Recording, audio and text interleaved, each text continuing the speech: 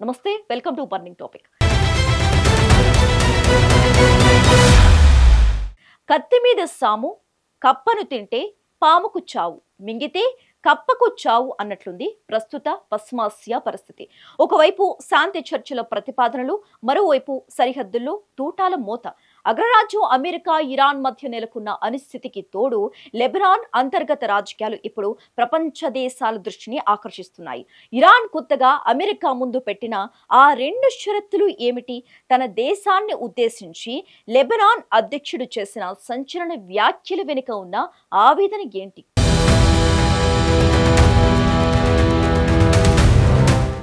America, Iran మధ్య చర్చల ప్రక్రియ అగమ్యగోచరంగా మారిన వేళ సరికొత్త ప్రతిపాదనలు తెరపైకి వచ్చాయి. హార్ముజ్ జలసంధిని తెరుస్తామని ఇరాన్ ఆశ చూపిస్తూనే తనదైన శైలిలో షరతుల చదరంగం ఆడుతోంది.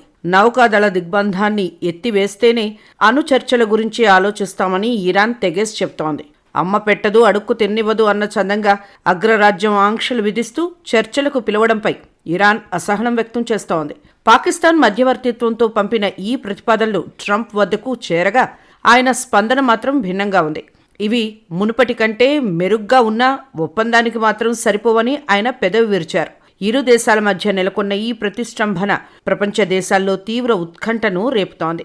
నౌకల రాకపోకలకు అనుమతిస్తామన్న హామీ వెనక ఇరాన్ తన ఆర్థిక ప్రయోజనాలను వెతుక్కుంటోంది. జలసంధి మూసివేత వల్ల కలిగే నష్టాన్ని బేరీజు వేసుకుంటూనే ఇరాన్ తన పంతాన్ని వదలడం లేదు.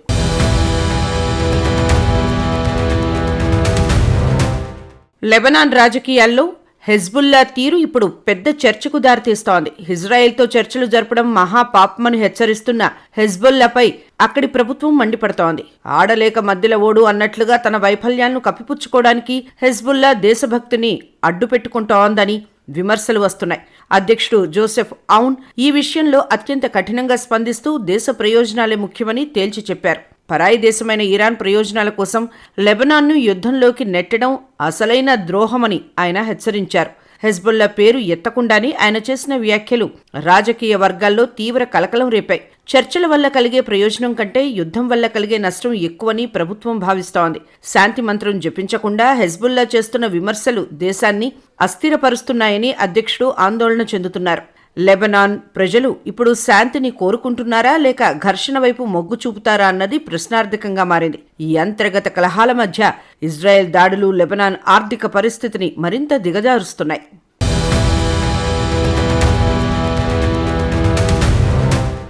ఇజ్రాయెల్ దాడుల వల్ల లెబనాన్ గడ్డ రక్తసిక్తమవుతోంది. తాజా దాడుల్లో 14 మంది ప్రాణాలు కోల్పోగా మరికొందరు ఆసుపత్రుల పాలయ్యారు. యుద్ధ జ్వాలలు సామాన్య ప్రజల జీవితాలను చిన్నాభిన్నం చేస్తున్నా హెజ్బుల్లా మాత్రం తన పంతాన్ని వీడటం లేదు. పరిస్థితి చేయిదాటిపోయాక చర్చలకు సిద్ధపడితే ప్రయోజనం లేదని విశ్లేషకులు భావిస్తున్నారు. ప్రాణ నష్టం పెరుగుతున్న కొద్దీ హెజ్బుల్లాపై ప్రజల్లో వ్యతిరేకత కూడా వ్యక్తమవుతోంది.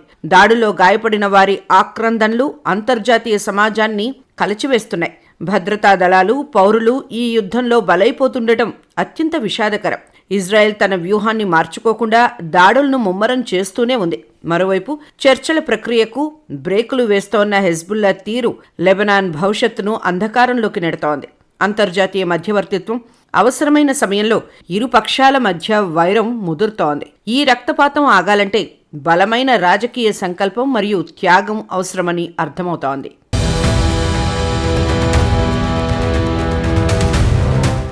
మధ్యవర్తిగా వ్యవహరిస్తున్న పాకిస్తాన్పై ఇరాన్ ఇప్పుడు అనుమానాలు వ్యక్తం చేస్తోంది. పాక్ కేవలం అమెరికా ప్రయోజనాల కోసమే పనిచేస్తోందని ఇరాన్ ఎంపీ ఇబ్రహీం రెజాయి నేరుగా ఆరోపించారు. కంచే చేను మేసినట్లు మధ్యవర్తి ఒక పక్షం వైపు వకాల్తా పుచ్చుకుంటే న్యాయం జరగదని ఆయన విమర్శించారు. పాకిస్తాన్కు మధ్యవర్తిత్వానికి ఉండాల్సిన విశ్వసనీయత లేదని ఇరాన్ స్పష్టం చేస్తోంది.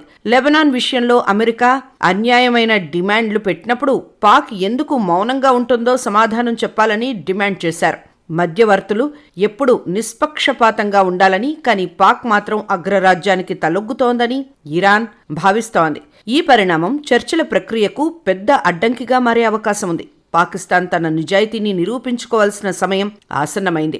లేదంటే మరో దేశం మధ్యవర్తిగా రావాలని ఇరాన్ కోరే సూచనలు కనిపిస్తున్నాయి. దౌత్య నీతిలో విశ్వాసం అనేది అతి ముఖ్యమైన అంశమన్నది ఇక్కడ సుస్పష్టం.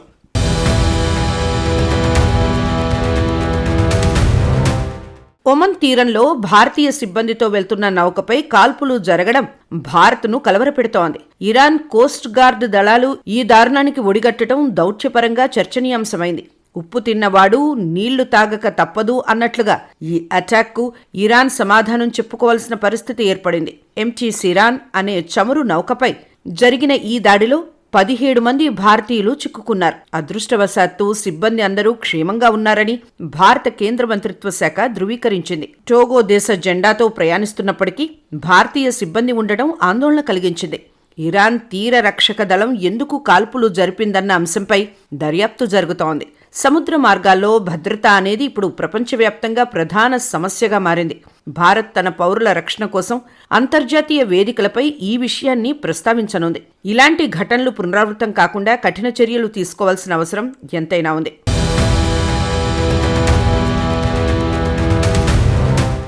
ఇరాన్ విదేశాంగ మంత్రి అబ్బాస్ అరాక్చి మాస్కో పర్యటన ఇప్పుడు ప్రపంచ దృష్టిని ఆకర్షించింది.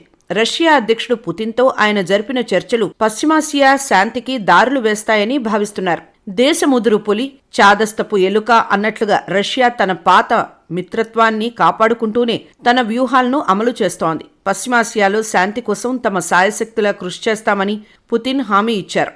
ఇరాన్ ప్రజల పోరాటాన్ని వీరోచితమైనదిగా ఆయన అభివర్ణించడం గమనార్హం. సుప్రీం నేత ముస్తబా ఖమేనీ పంపిన సందేశానికి పుతిన్ కృతజ్ఞతలు తెలిపారు. రష్యా మద్దతు ఇరాన్కు ఒక పెద్ద కొండంత అండగా నిలుస్తోంది. అగ్రరాజ్యాల మధ్య ఉన్న పోటీలో ఇరాన్ రష్యాను ఒక భాగస్వామిగా చూస్తోంది.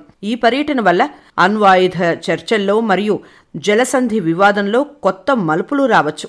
రష్యా చొరవతో ఈ ఉద్రిక్తతలు తగ్గుతాయో లేదో వేచి చూడాలి.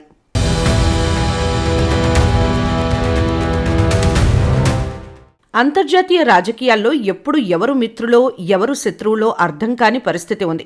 ఒకవైపు శాంతి చర్చలు నడుస్తుంటే మరోవైపు క్షిపణి దాడులు ఆగడం లేదు. గోరు చుట్టుపై రోకలి పోటులాగా ఆర్థిక ఇబ్బందుల్లో సతమతమవుతున్న దేశాలపై యుద్ధ భారం పడుతోంది. లెబనాన్ వంటి చిన్న దేశాలు అగ్రరాజ్యాల పోరాటంలో నలిగిపోతున్నాయి. ఇరాన్ తన సార్వభౌమాధికారం కోసం పోరాడుతుంటే అగ్రరాజ్యం తన ఆధిపత్యం కోసం ప్రయత్నిస్తోంది.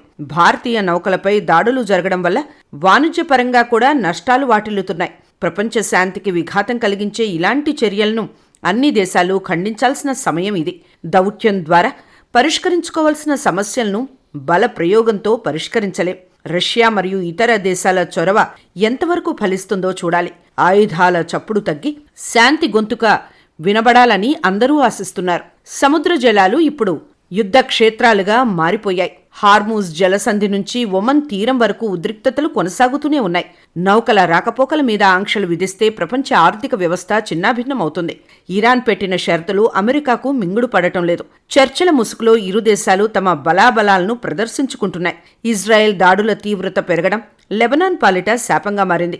శాంతి కోసం చేసే ప్రయత్నాలు నీటి మూటలవ్వకూడదని అంతర్జాతీయ సమాజం కోరుకుంటోంది. మధ్యవర్తిత్వం చేసే దేశాలు నిష్పక్షపాతంగా ఉంటేనే ఫలితం ఉంటుంది. భవిష్యత్తులో ఈ పరిణామాలు ఎటు దారితీస్తాయో అన్న భయం అందరిలోనూ ఉంది. భారత్ తన ప్రయోజనాలను కాపాడుకుంటూనే శాంతి వైపు అడుగులు వేయాలని నిశ్చయించుకుంది.